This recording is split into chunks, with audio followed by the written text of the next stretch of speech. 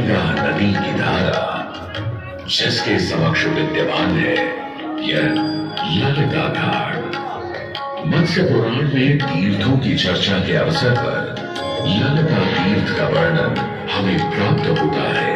साथ ही साथ स्कंद पुराण के काशी खंड में भी जहां नव दुर्गा घाटों का वर्णन होता है वहां भी ललिता घाट का नाम अंकित है। तदों ललिता तीर्थं गंगा केशव सन्निधौ तत्रास्ति ललिता देवी क्षेत्ररक्षाकरी परा। साच पूजा प्रयत्नेन सर्वसम्पत् समृद्धये ललिता पूजकानां च जातु विघ्नो न जायते। कृष्ण तुरीयायां ललितां परिपूज्य वै नारी वा पुरुषो वापि लभते वाञ्छितं पदम्। स्नात्वा च ललिता तीर्थे ललितां प्रणिपत्य वै लभेत् सर्वत्र लालित्यं। यद्वा तद्वानुलभ्य च लभेत् सर्वत्र लालित्यं। यद्वा तद्वानुलभ्य च। गंगा नदी के तट पर स्थित है ललिता तीर्थ, जहां क्षेत्र रक्षा करने वाली दुर्गा रूपी ललिता गौरी का निवास है, जिनकी सभी श्रद्धालु सर्व प्रकार संपत्ति लाभार्थ पूजा अर्चना करते हैं। इस घाट की सबसे विशेष बात यह है कि यहाँ शिव के साथ शक्ति के दर्शन भी श्रद्धालुओं को मिलते हैं। घाट के ऊपर गली में मां दुर्गा को समर्पित देवी ललिता का मंदिर विद्यमान है। साथ ही साथ यहाँ काष्ठ एवं ईंट से बना राज राजेश्वर मंदिर भी स्थापित है। भगवान शिव को समर्पित काशी में यह मंदिर नेपाल के पशुपति मंदिर का प्रतीक रूप है। वर्तमान में सुशोभित यह ललिता घाट पूर्व में 3 भागों में विभक्त था। दक्षिण दिशा की ओर से चले तो नेपाली घाट, ललिता घाट एवं राज राजेश्वरी घाट। इनका उल्लेख सन 1930 में मोतीचंद्र जी ने किया था। जहां नेपाली घाट एवं ललिता घाट के पक्के निर्माण का श्रेय नेपाल के महाराजा बहादुर शाह को जाता है, तो वहीं राज राजेश्वरी घाट के निर्माण का श्रेय सिद्धगिरी जी को जाता है। कालांतर में नेपाली एवं राज राजेश्वरी घाट ललिता घाट में ही समाहित हो गए। ऐसी मान्यता है कि अश्विन मास की कृष्णा तृतीया के दिन ललिता तीर्थ में स्नान कर देवी के दर्शन करने से श्रद्धालुओं की सभी मनोकामनाएं पूर्ण होती हैं।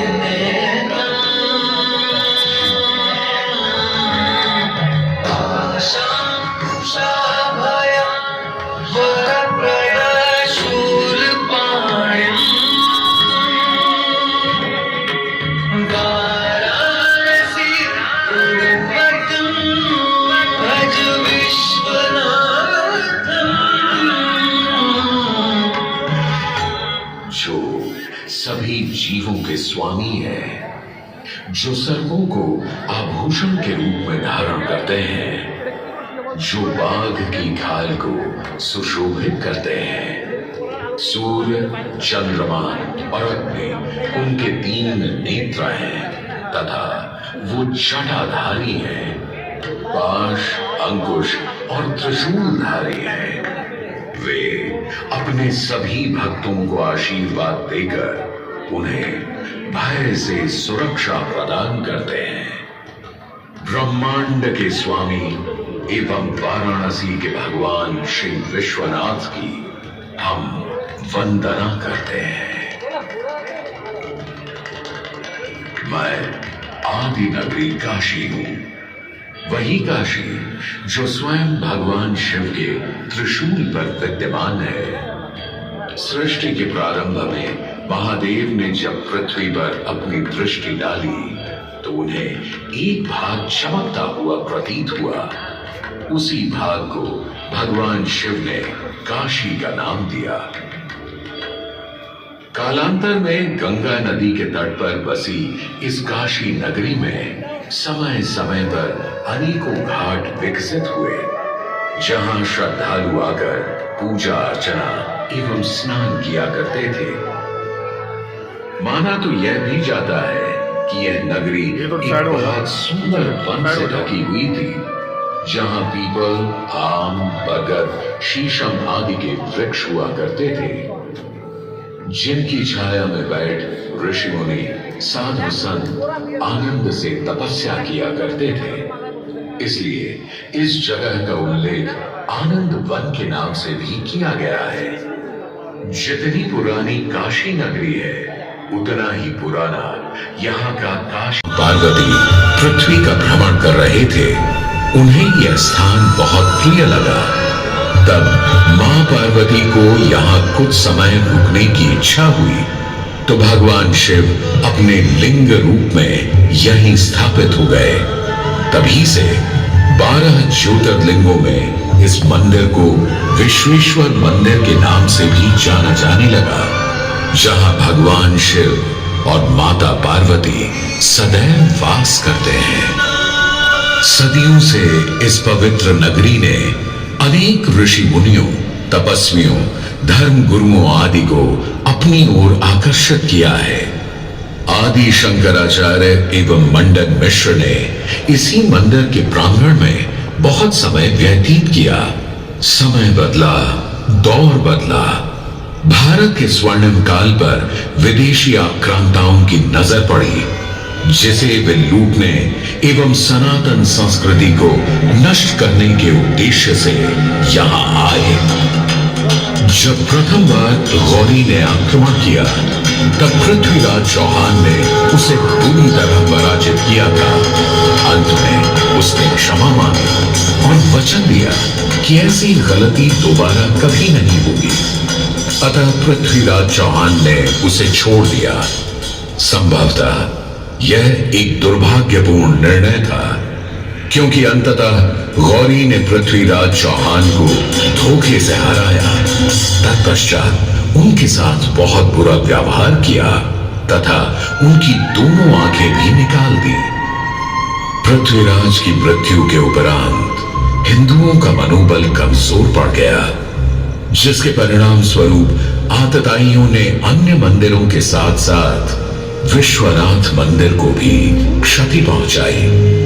यह ऐसा काला दौर था जिसके स्मरण करने मात्र से आंखें नम पड़ जाती हैं। परंतु समय सदा एक सा नहीं रहता और दुख के ये बादल भी सुख में बदलने वाले थे। एक धार्मिक सम्मेलन में राजा टोडरमल की भेंट नारायण भट्ट से हुई। नारायण भट्ट एक बहुत धनी व्यक्ति थे। दोनों ही धार्मिक इंसान थे और नित्य प्रति भगवान की पूजा अर्चना करना अपना परम कर्तव्य समझते थे। दोनों ने काशी विश्वनाथ के इस पावन मंदिर का जीर्णोद्धार करवाया और वीरान पड़े खंडहरों में एक नई जान डाल दी। 16वीं सदी में संत तुलसीदास ने यहाँ रामचरितमानस की चौपाइयों को पढ़ा था तथा संत एकनाथ ने भी यहीं पर वारकरी संप्रदाय का महान ग्रंथ श्री एकनाथी भागवत लिखकर पूरा किया था। लगभग 17वीं शताब्दी के मध्य में मराठा शासक मल्हार राव होलकर ने काशी विश्वनाथ मंदिर के पुनर्निर्माण की योजना बनाई। ये कार्य वे तो नहीं कर पाए, परंतु उनकी पुत्रवधू अहिल्याबाई होलकर जी ने इसे सन 1776 से 1778 के बीच पूरा किया। वर्तमान काशी विश्वनाथ मंदिर निर्माण का श्रेय अहिल्याबाई होलकर जी को ही जाता है। इनके अलावा महाराजा रणजीत सिंह ने 1000 किलो शुद्ध सोने से निर्मित छत्र को इस मंदिर पर लगवाया। जहां ग्वालियर की महारानी बैजाबाई ने ज्ञानवापी का मंडप बनवाया, तो वहीं नेपाल के महाराजा ने यहां नंदी की प्रतिमा स्थापित करवाई। सनातन संस्कृति को सुरक्षित रखने के लिए जिससे जो बन सका उसने वैसा किया और वर्तमान में भी यह क्रम देखने को मिल रहा है। सन 2022 में भारत के प्रधानमंत्री नरेंद्र मोदी ने काशी विश्वनाथ मंदिर का जीर्णोद्धार एवं सौंदर्यीकरण करवा इसके स्वर्णिम काल को फिर से एक बार जीवंत करने का प्रयास किया।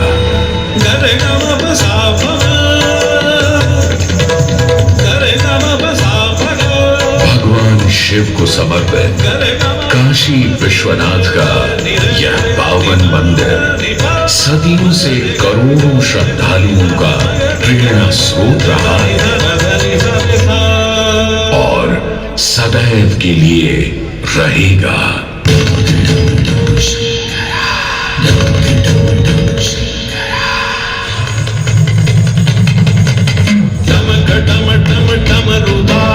भोलेनाथ महेश्वरा टमक टम टम टम रुबाजे भोलेनाथ महेश्वरा त्रिपुटी धनुष कमान साधे त्रिनेत्र बाण को शंकरा त्रिपुटी धनुष कमान साधे त्रिनेत्र बाण को शंकरा शंकरा हे शंकरा हे शंकरा वाराणसी के हो बसैया हो पिता गजराज के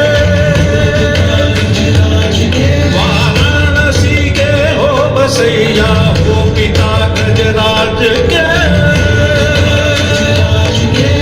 तुम सजे माँ पार्वती के मांग में सिंदूर से तुम सजे माँ पार्वती के मांग में सिंदूर से हे शंकरा हे शंकरा जटा की चुनरी लपेटे गंगा के समय वासते